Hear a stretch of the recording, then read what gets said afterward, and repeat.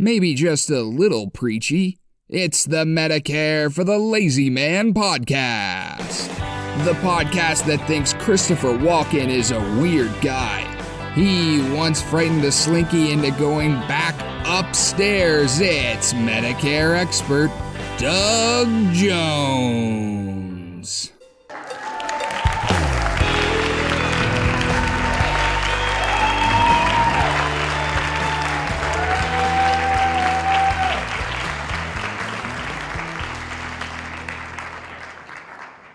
Hello again, everybody. Welcome to another episode of the Medicare for the Lazy Man podcast. This is your Medicare expert, Doug Jones, as my Canadian nephew, Drew McMillan, may have told you. And I am here to pump you up. Why do I want to say that from an old Saturday Night Live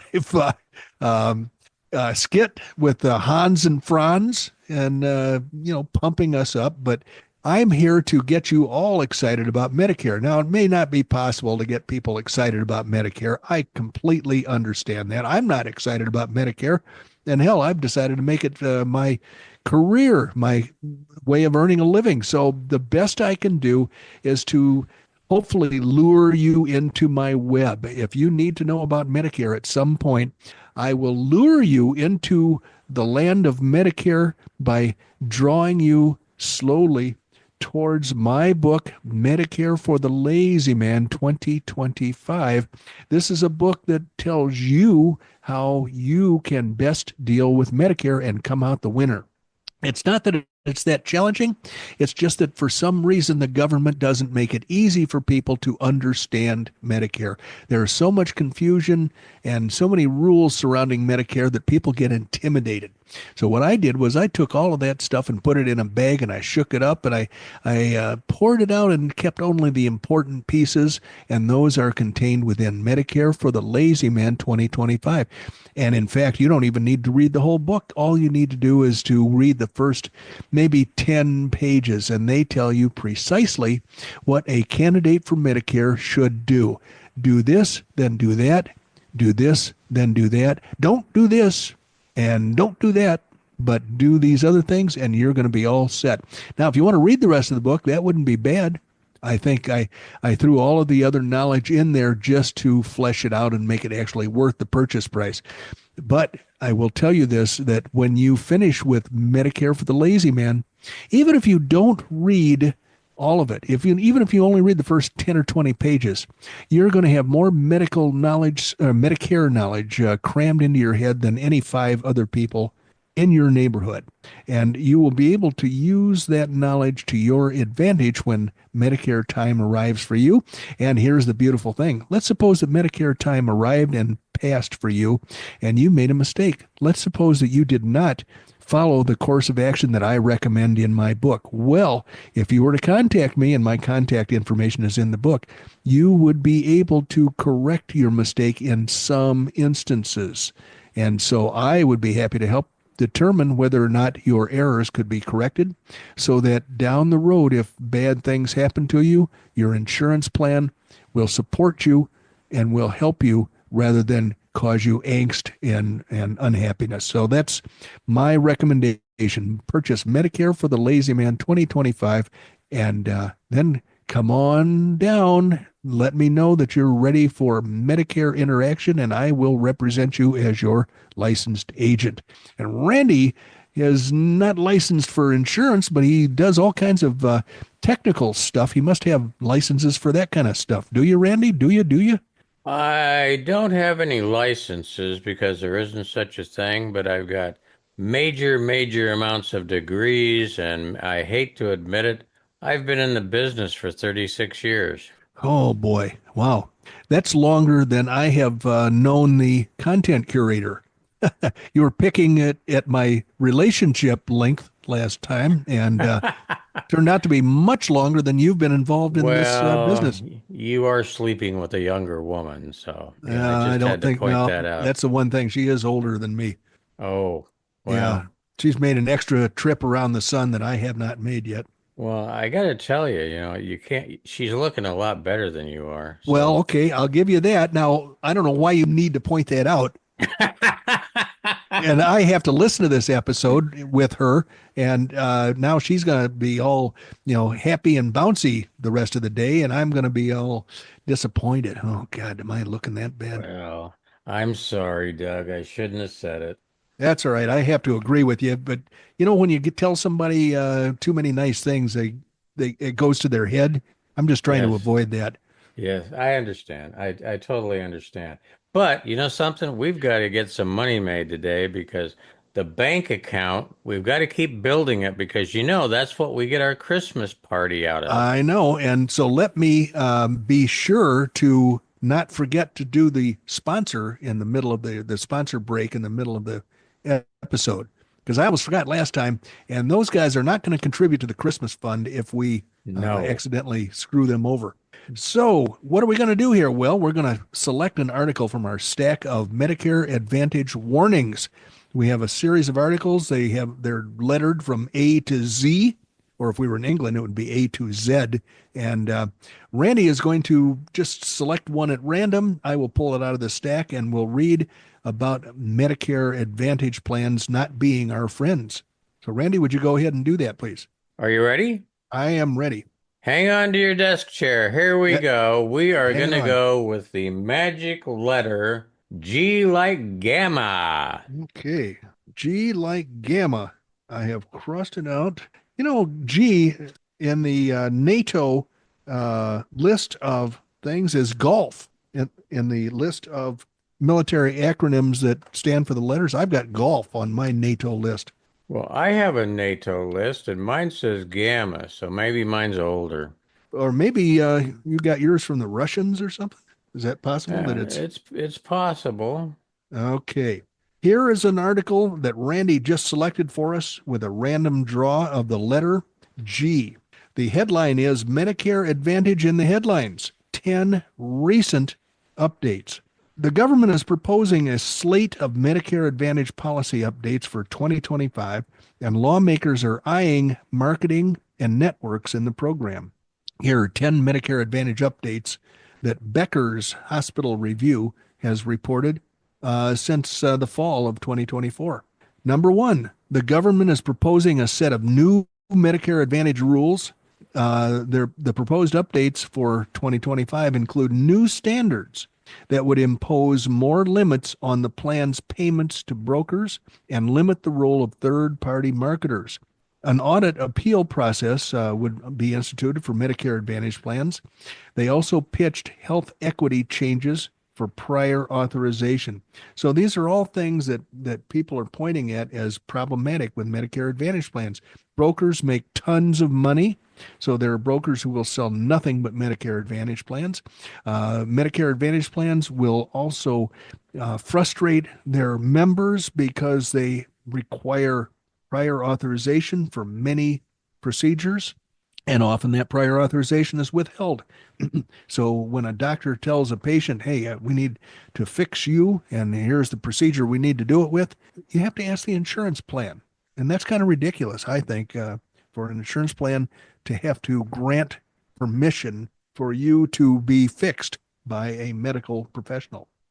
Number two, a group of lawmakers is asking the government to increase its oversight of artificial intelligence used in Medicare Advantage prior authorization requests. Number three, increasing Medicare Advantage enrollment in rural areas did not increase rural hospitals' financial distress or risk of closing. Did not increase their problems. Okay. This is a study published in the American Journal of Managed Care. Well, no wonder. They love managed care. So they're not going to report that rural hospitals were finding that Medicare Advantage plans were problematic. The Cigna Group, number four, is exploring a potential sale of its Medicare Advantage business. Well, they actually closed that sale in early 2025. They sold it to the HCSC, which is Healthcare Service Corporation, the company that owns Blue Cross Blue Shield of Illinois and 4 other states. They purchased Cigna, but not just their Medicare Advantage business. They also purchased their Medicare Supplement business as well. Number 5, Medicare Advantage enrollees have 70% lower hospital readmission rates than their counterparts in regular Medicare, according to a white paper from researchers at Harvard. Oh, okay. Number 6, there's a thing called SCAN, SCAN health plan. They boast the country's first Medicare Advantage plans built around the needs of older adults who are women or part of the LGXYZQ plus community. Becker sat down, the publication sat down with the group CEO to discuss how these plans are developed and find a business case for why other insurers should do the same thing. I don't understand why that would be important. Number 7, lawmakers are introducing a bill to crack down on inaccurate directories in Medicare Advantage. When you enroll in one of these Medicare Advantage plans, you're limited as to the number of the doctors and the hospitals that you're able to seek treatment from. And how do you find out which doctors you're allowed to use that will actually be paid for treating you? Well, you have to look at their list of providers, and apparently the Medicare Advantage plans are not real good about keeping their lists accurate and up to date. And so lawmakers had to introduce a bill to crack down on inaccurate provider directories in Medicare Advantage plans. Number 8, a group of senators said that the government actions to crack down on misleading marketing of Medicare Advantage plans do not go far enough. So it's mostly Democrats. I find it ironic that I am on the right side of most issues, but I am allied with a lot of Democrats in opposing Medicare Advantage plans. That's an interesting juxtaposition as far as I'm concerned. Number 9 of the 10 items, a former executive of Elevance, which is Anthem, owned HealthSun Health Plans, has been charged for allegedly orchestrating a multi-million-dollar Medicare fraud scheme. Okay, why am I not surprised? Randy and I have heard about so much fraud in the Medicare Advantage program, it's impossible to even count the dollars. Yes, sir, Randy. Well, as related to Medicare Advantage plans, that's not a special day. That's just a Tuesday. That would be just any day of the week. You can throw a dart at the dartboard, and it doesn't matter where it hits. You're going to hit somebody that's doing something fraudulent in the Medicare Advantage world. Number 10, gone are the days when the grocery store was just for food, and now it can provide your health insurance too. Jason Worthen, Select Health's Vice President of Government Markets, sat down with this publication, this Becker's, to discuss the payer's partnership with Kroger. Now, I don't know. Kroger, I think, is Safeway. No. That Safeway is Albertsons, part of the Albertsons change. Well, if you are anywhere near a Kroger store, I'll bet what they're saying here is that you can go to Kroger and purchase your health insurance. Now, it isn't working all that well for some of the big chain stores. I'm not sure if a grocery store is going to be the place where a lot of people are going to go to buy their health insurance, but it'll be interesting to watch. That's the kind of thing that just happens, when wacky people come up with ideas. They say, hey, this is maybe going to work and maybe not. And a lot of them fall flat on their faces, but I guess that's America. We keep trying to innovate, and some of the things that work well are beneficial, and other things that work not so well we have to drop them by the wayside. This is about the time in the episode when Randy gives me the high sign for my commercial break, encouraging the sponsors to come in and take over for a while. I'm getting a little sleepy today, and I'm thinking if I could use a nap right in the middle of the episode, then this would be the time to do it. So let's listen to what they have to tell us. All righty. I like it when I can get some shut-eye in the middle of the episode. I feel all bright-eyed and chipper, and as Randy says, bushy-tailed for the rest of the episode. So let's dive into the Your Medicare Benefits 2024. This is a book the government puts out that it lists about everything that Medicare is ever going to cover. Now, some things they cover better than others. And today we're going to talk about eye exams. Medicare covers eye exams only in certain situations. Randy is covering his eyes because he doesn't want anybody looking in there. He's afraid they'll steal his soul. And I'm pretty sure that came from the Indians he's been hanging around with, who don't like to have their picture taken. That's something bad's going to happen to your soul, or your spirit, I guess would be the the way that everybody thinks of it. So Medicare covers eye exams in certain situations, including number one, if you have diabetes, number two, glaucoma screening tests, and number three, macular degeneration tests and treatment. And I know somebody that has macular degeneration, incredibly has injections in their eyeballs. One side is wet macular degeneration and one side is dry. Randy's about ready to get up and run away from the screen. He doesn't want to hear anything about having a needle stuck into an eyeball, but this person does this on a regular basis, and it's not fun, I'm guessing. So, eye exams for diabetes. Part B, as in Bravo, covers eye exams for diabetic retinopathy. If you have diabetes, you must get the exam from an eye doctor who's legally allowed to do the test in your state. You can get it once per year, and after you meet the Part B deductible, which is $257, you're going to pay 20% of the Medicare approved amount for your doctor's services. And your Medicare supplement, I think, is going to pick up your 20%, or else it's going to be credited to your high deductible Medicare supplement. Either way, that 20% is going to be a pittance because Medicare is going to pay the vast majority of your cost. For more information, go to medicare.gov/coverage/eye exams for diabetes. And then one might say, well, tell us more about your eye exams. Well, for routine eye exams, Medicare does not cover those. Sometimes they're called eye refractions. And the whole point is to find out whether you need glasses or contacts. So you're going to pay 100% of those. And if you want more information about your 100%, go to medicare.gov/coverage/eye-exams-routine. When you get to that page, there's going to be a big no coverage splashed across the page. How about for eyeglasses and contact lenses?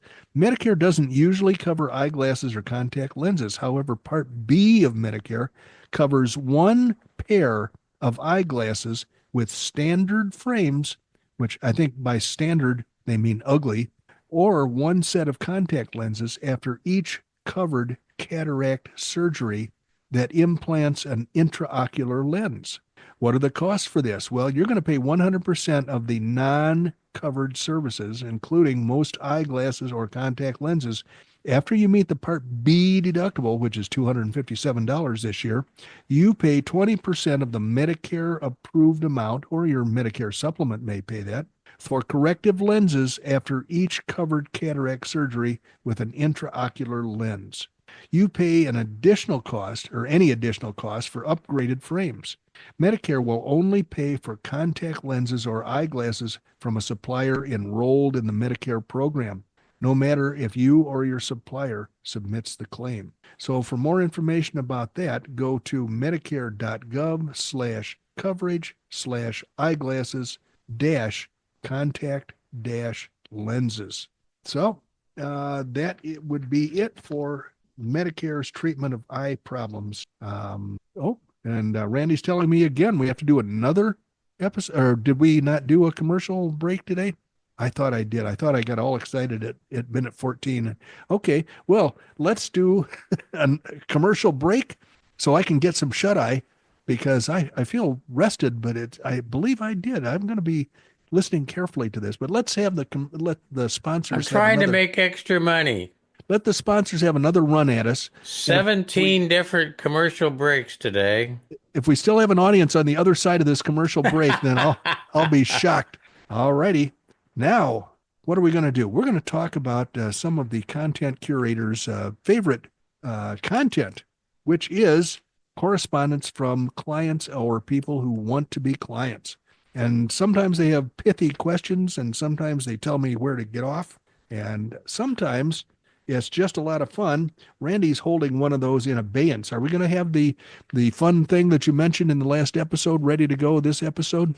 No, not this episode. Next episode. All right. That's the one that I got from our good friend Dominic, and Dominic is going to have the stage in the next episode. Well, Dominic was kind enough to refer some either neighbors, friends, or newfound neighbors or friends to me.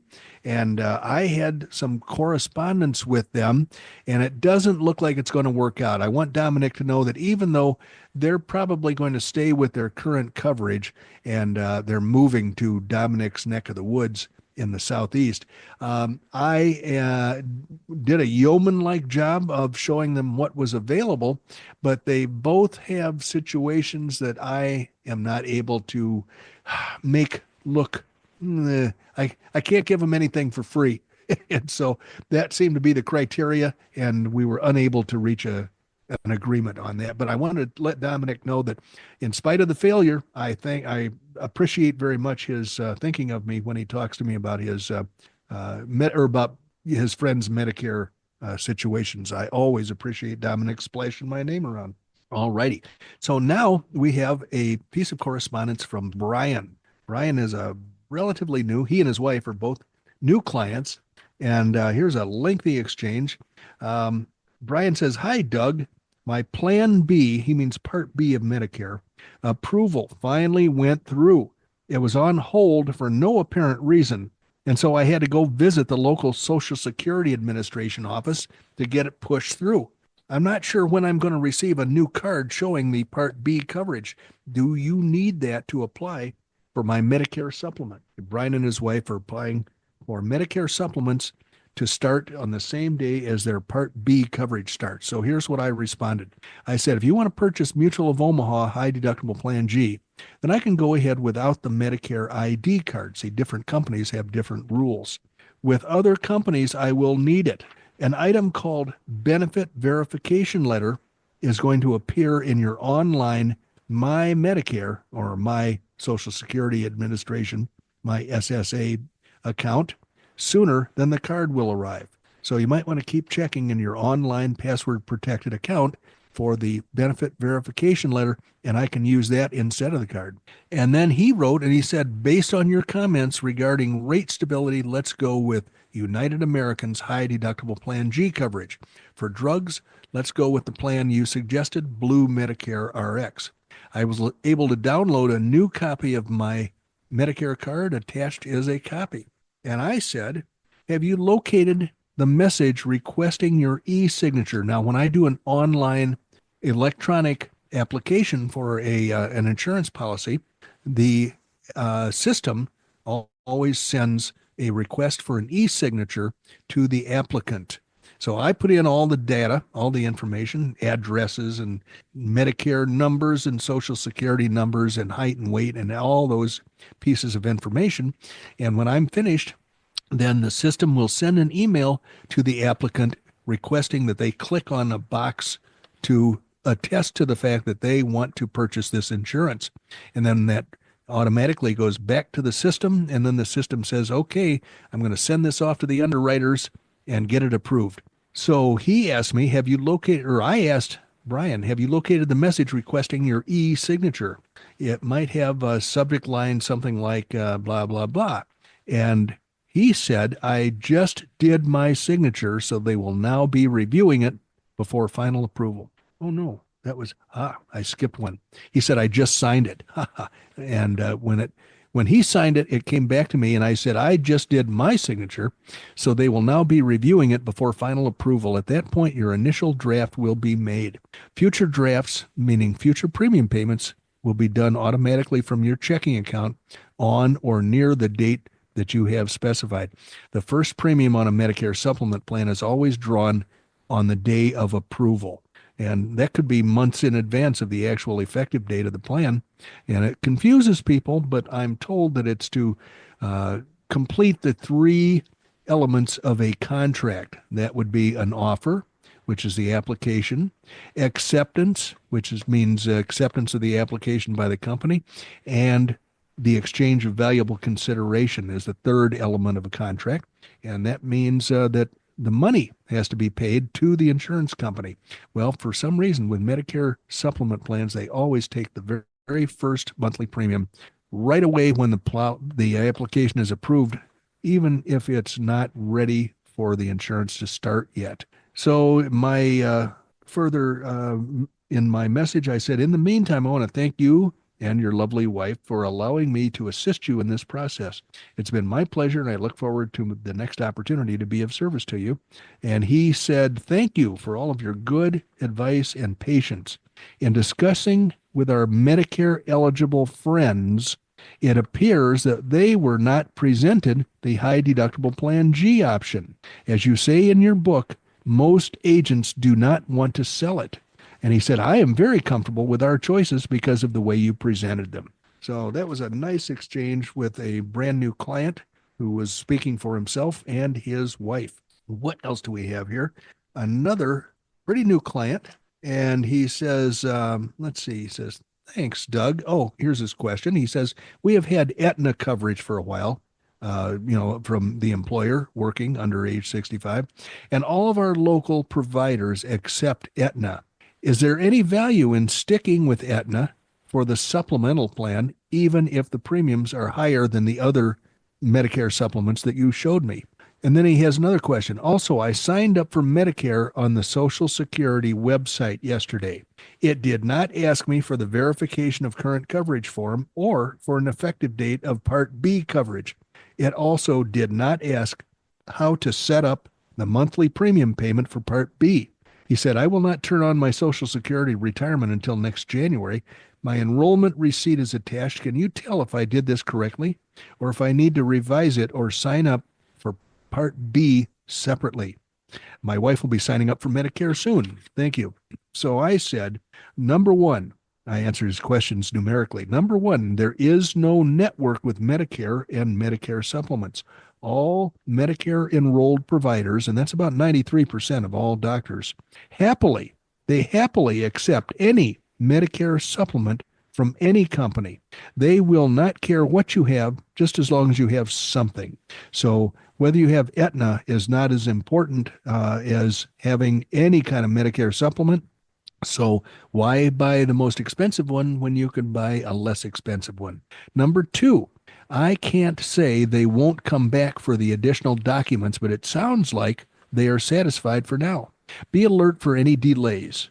I have heard of applications being shelved until the applicant starts making noise. Each office seems to operate with a different level of efficiency. Number three, the MO, the modus operandi for billing when you aren't taking Social Security payments is for them to send you quarterly invoices in the mail. The initial invoice might contain an adjustment, so it might be for more or less, but generally they will bill you for 3 months at a time and offer several other methods for you to pay, like credit cards and so forth. Question number four. If you established an online password protected account, you will find a document called Benefit Verification Letter there one day. That is your ironclad proof of approval by the government. It will have your Medicare number, your starting dates for Parts A and B, and a whole lot of other information unrelated to Medicare. It will appear without warning, so your job is to check for its arrival frequently. So there were four important points that that Donald needed to hear, because this is his first time around with Medicare. And, there's no sense in telling people all of the important information up front because it's just overwhelming and people are going to forget it. And so I pretty much save a lot of the detail and the minutia for a time when people ask, because sometimes they don't ask and then they don't need to know it. So other people want to know all the details up front as soon as they have the opportunity to hear them. So then I spew out all of the knowledge I've been storing up. And that's just the way it is in individual sales. When you talk to people, different people have different requirements. Some are detail oriented and others don't want to hear any more than they need to know. And Randy is one of those people. He doesn't need to know, so don't tell him anything, right? You know something? You have actually hit the nail on the head with the timing. That is so rare. Absolutely perfect. But as always, Randy has a few things he needs to do before we sign off. But I just want to let the audience know we're still working on, just a very limited number of quarters. So we need to get out of here and land the plane. We're coming in on 29 right today. And if you need to get a hold of Doug, you can do so using this email address, dbj at mlmmailbag.com. Next, remember, Doug is licensed in every state of the union to help you with your Medicare supplement planning. Check us out at the website, medicareforthelazyman.com. We would appreciate you dropping some reviews on our work throughout the internet because the numbers mean everything in our business. Last but certainly not least, thank you for joining us today.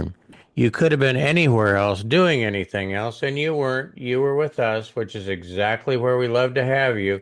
But I know darn well you were not checking your watch. Nobody ever does. So here you go. You have just spent about 32 and a half minutes with Doug Jones, the anti-insurance insurance guy from Oklahoma. No more. He's camped up in the high ground behind Cave Creek, Arizona. And I would love to tell you, but it's the Nosebleed Mountains, in case you didn't know. So anyway, here we go. Nosebleed Mountains, 12,000 feet. What do you think of that, Doug? I'm going to have to get another box of Kleenex, Randy.